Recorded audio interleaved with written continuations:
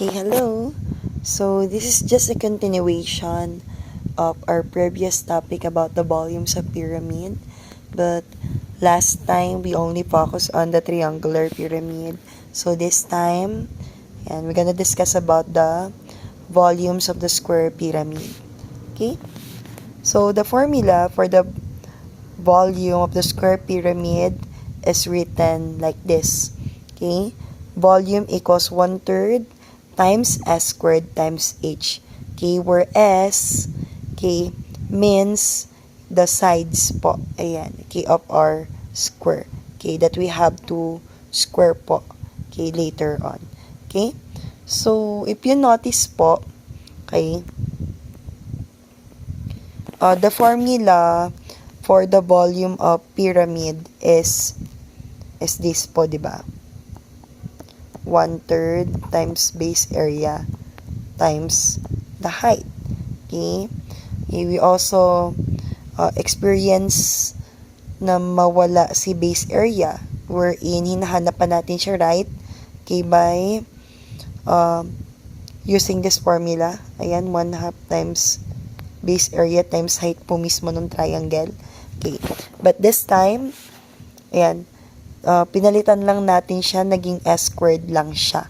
Ayan, okay? So, pag kinukuha natin yung area ng square, ayan po, ini-squared lang po natin. So, ganun na din po yung gagawin natin dito. Okay? So, let's move on now to, ayan, to the example na po. Okay? So, a square pyramid has a base side of 10 cm and the height of 12 cm. Find the volume. Okay? So, ang solution natin, ayan, is to use the formula since meron na tayong, okay, side, yung S natin, yung sinasabing base side, okay, meron na tayong S, okay, na 10 cm, and yung height na 12 cm. So, pwede na natin siya talaga directly i-substitute sa formula. Okay? So, this will become, yan, 1/3 times 10 i-squared pa po natin. So, yun po yung naka-indicate sa formula. Okay? Then, multiply dun sa height, which is 12 cm. Okay? So, simplify lang po natin. Okay, si 10 squared, since kailangan siya, ayan, naka-squared si 10, so magiging 100 na siya. Okay, then dadamay na rin natin, of course, yung unit of measurement niya. So, from cm, naging square centimeter. Okay, then multiply lang natin pareho. Okay, so 100 times 12, okay, that will give us 1,200. Okay, then, ayan, multiply lang din natin unit of measurement, kaya naging cubic centimeter. Okay, then we have to divide it by 3. Okay, so 1,200 divided by 3, that is 400 cubic centimeter. Okay, so yan na po yung answer natin. Okay, yung volume natin. Okay po, next. Okay, we have, okay, a square pyramid has a base side length of 4 meters and a height of 10 meters. Find the volume. So, meron ulit tayong side na 4 at height na 10. So, pwede na nating direct sa formula. Okay. So, yan, magiging 1/3 times 4 naka-squared times 10. Simplify lang natin si 4 squared. That will give us 16. Okay, 16 square centimeter na siya. Okay? Then, multiply lang natin pareho. 16 times 10. That is, okay, 160 cubic centimeter. Okay, then divided by 3. Ayan. So, pwede naman po magkaroon talaga ng decimal. So, that will give us 53.33. Ayan. Cubic centimeter. Okay po. Next. Okay, so this time, okay, a square pyramid has a base side. Okay.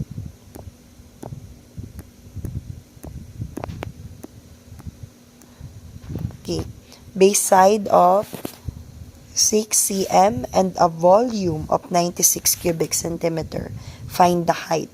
Okay, this time, yung height na po yung nawawala. Okay, kaya tayo binigyan ng measurement ng volume. Okay, pero ganun pa rin po yun. Okay, apply pa rin po natin yung formula na 1/3 times S squared times H. Okay, yun nga lang po, ayan, wala nga tayong height kasi nga po yung hinahanap natin. Okay, so simplify lang po muna natin si 6 squared. Yung side natin, kailangan naka-squared. So, that is 36. Yan, naging 36 na po. 36 square centimeter. Ngayon, ano tong times 3? Okay, bakit po may times 3? Okay, so, kung mapapansin nyo, ayan, sige, ipakita na lang natin sa computation. Diba parang ganito itsura niyan?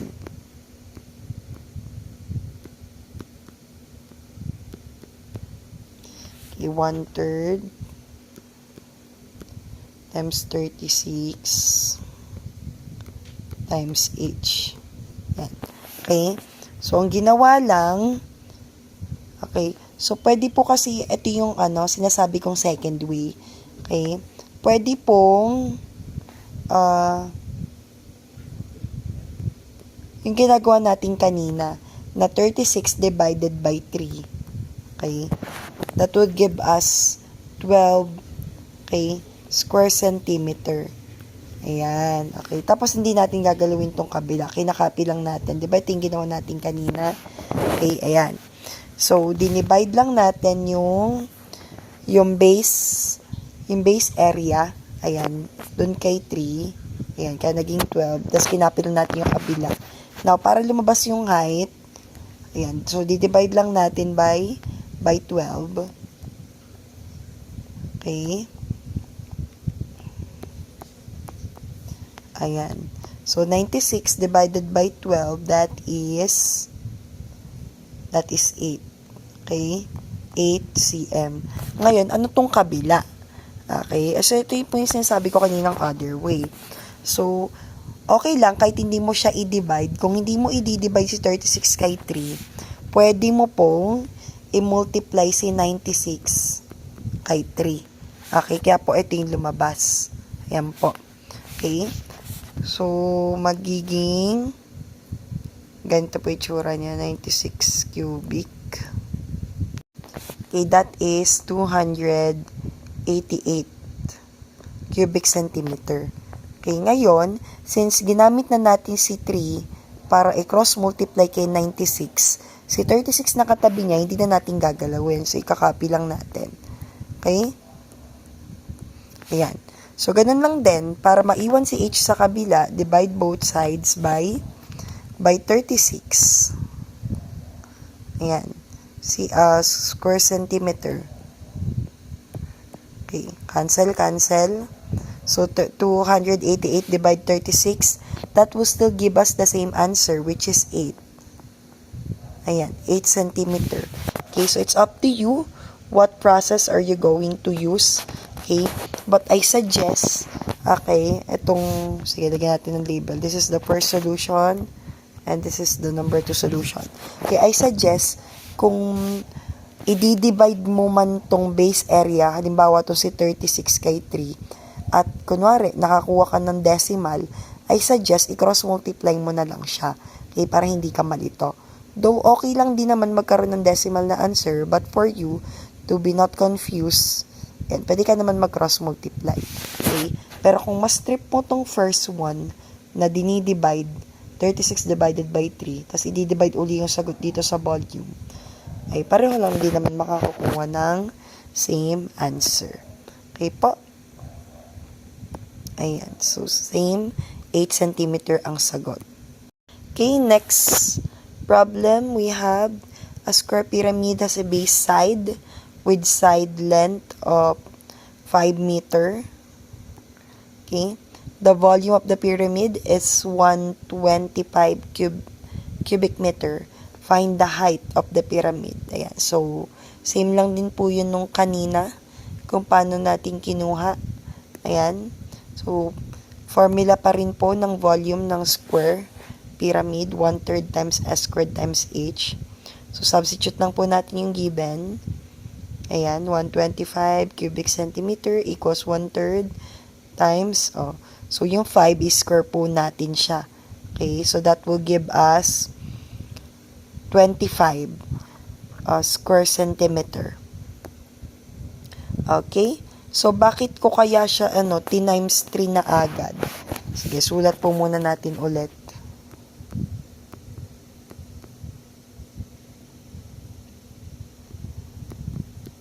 Yan, para malinaw sa inyo kung bakit. So, sinimplify na po natin to. Okay, ginawa na po natin 25.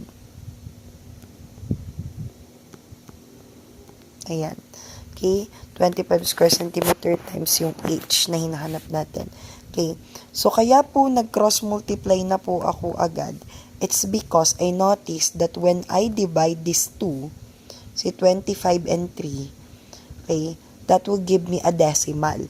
Okay, so for me to avoid that, kinross multiply ko na lang po. Okay, kasi hindi ko na lang po gagalawin tong si 25. Okay, so 125 times 3, that is 375 cubic centimeter. So, para matira na lang si height sa kabila, okay, i-divide ko na lang both side by 25. Okay? So, i-divide ko yan by 25. Ayan. Okay. So, kapag dinivide ko yan, okay, that will give me an answer of 15 centimeter. Okay, next example po, a square pyramid has a volume of 150 cubic centimeter and the height of 10 centimeter. Find the base area. Okay? So, yung hinahanap po natin ngayon dito, okay, is none other than the base area or yung s squared po. Ayan. Okay, dun sa formula natin. Okay? So, ito yung nawawala po sa atin. Okay? Pero meron naman tayong volume tsaka height. Ito na yung meron tayo. Okay? So, substitute lang po natin. So, this will become 150 cubic centimeter equals 1/3 times yung s squared, since yun yung hinahanap, times 10 centimeter. Okay? So,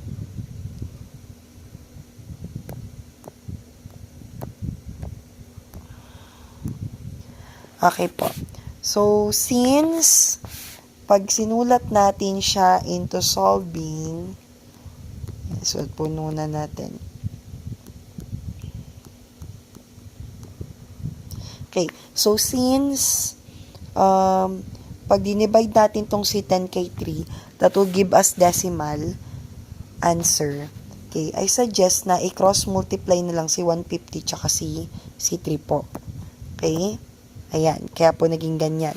150 times 3, tapos po si 10 cm, hindi na po natin ginalaw dun sa right side. Okay?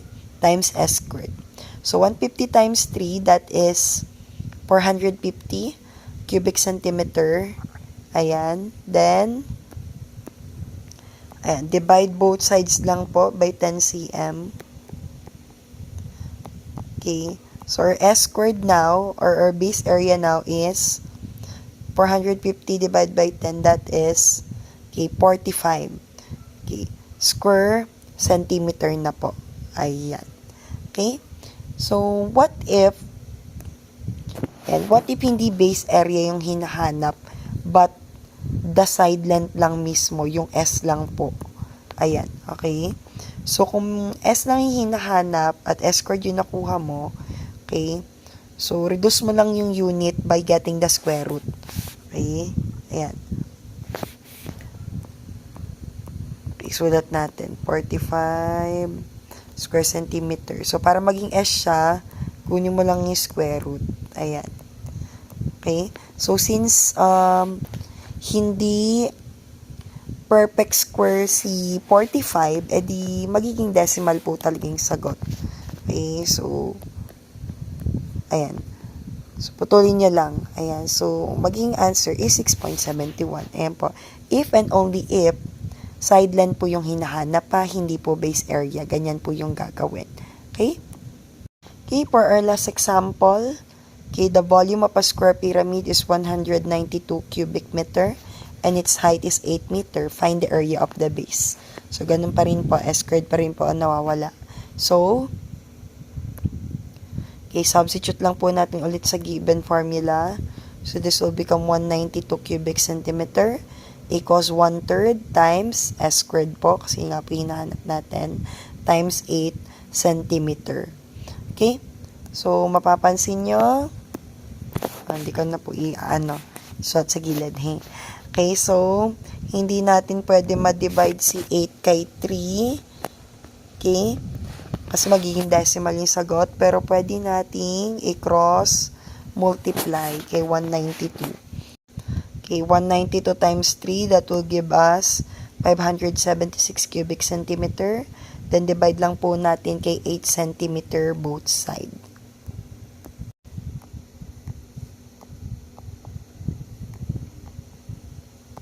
Ayan po.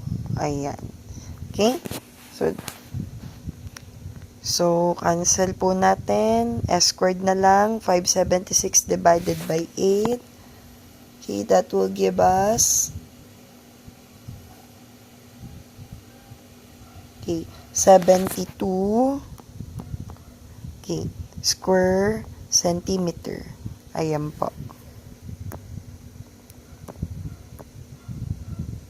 Okay? So, again, kapag side length ang hinahanap, kukuhain lang po yung square root. Okay? Okay, so for practice po, might want to answer the 3-item assessment. Okay, first, find the volume of the square pyramid. Next, the height. And third is the area of the base or the base area. Okay?